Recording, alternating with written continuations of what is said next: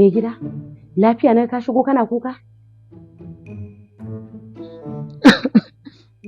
Me gida lafiya? Mansur ne. Mansur din ne, dan Mansur ya mutu shine zaka shigo kana kuka? Sadda yake da rai me ya amfani ka da shi?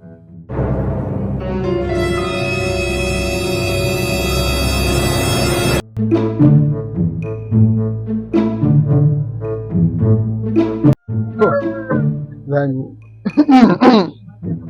Hai.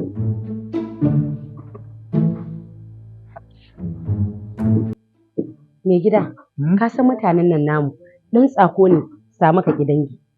In ban da haka, menene abu Mansur dan ya samu abin duniya zai guje ka? To, uwar gida, ke kenan ma, ina kuma ga su sauran jama'ar da suka sanni tare da shi.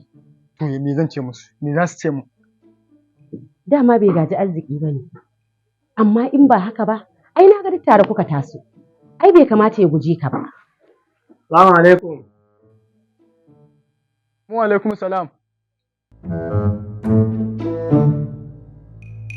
Me gida, Allah ya sa ba mai gidan nan ba ne ya zo an san kuɗin hayarsa.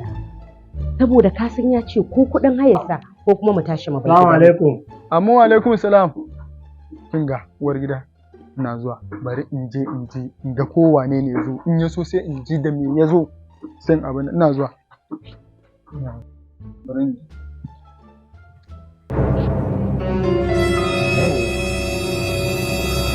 Abokina. Salamu alaikum. Wa alaikum salam. Abokina. Abokina. Da farko dai ina son fara baka hakuri. Hafsa rashin gani na da baka yi. Tafiya ce ta kama ni zuwa Cana. Shi ne na wuce na tafi. Kuma alhamdulillah abin da aka je nema an samu. Shi yasa yanzu da na dawo na ce bara zo gurin abokaina kuma kai ka san kana ɗaya daga ciki. Sai bari mu zo mu fara gaisa da kai sannan ɗan yi ma wani abu ka san kwana biyu tun da bana nan dole ka san muka dawo ku za a fara tuntuɓa tunda ku ne manya. Yawwa sunan na turowa.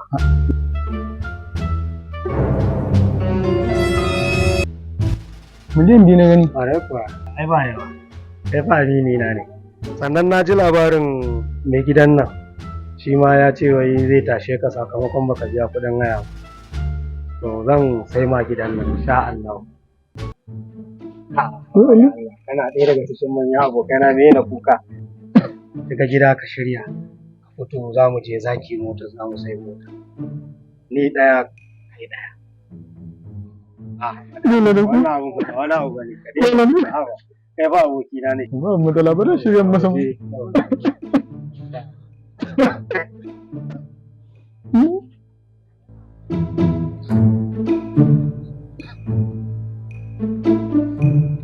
Me gida, lafiya na ka shigo kana kuka?